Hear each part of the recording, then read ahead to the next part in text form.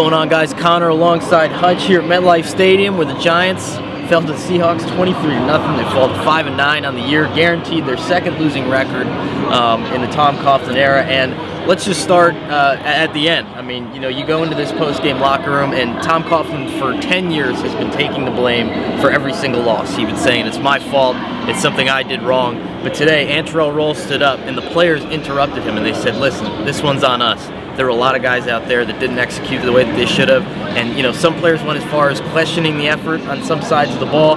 I mean, it sounds more offensive than defensive at this point, just because, I mean, just a dismal performance on that side of the ball.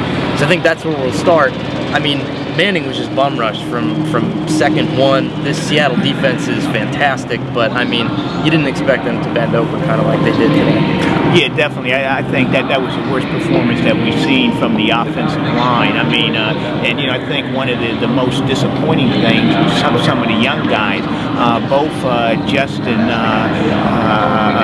Pugh, the right tackle, and also James Brewer, both of them the guard. Both of them had very, very poor games. The good thing about that, Conor, is that both of them took ownership in it. Yeah. So that's a good step moving forward. But ownership, like we said, big, you know, factor in this post-game locker room. We're just kind of wondering where everybody's attitude is at. You look on the other side of the ball, though, this Seattle team is probably going to be coming here in February to play for a Super Bowl. I mean, they were unbelievable. I've not seen a team that as talented as they were all season. Yeah, definitely. I mean, you know, we were talking about the defense. I thought the defense played outstanding today. I know some people might think I'm crazy, but I thought they put tremendous pressure on Russell Wilson. They shut down Marshawn Lynch, which is no small task. But Wilson is just a phenomenal player. And you know, one of the things that struck me is that he can run to his left and throw left, and he's a right-hander. Folks, that's not easy. Those against the body throws for those first downs were just killers. I mean, it really was unbelievable. Now, you know, one thing, you know, talking about quarterbacks, Eli Manning with a bunch of interceptions today, set the franchise record for all-time interceptions. He tied a season high.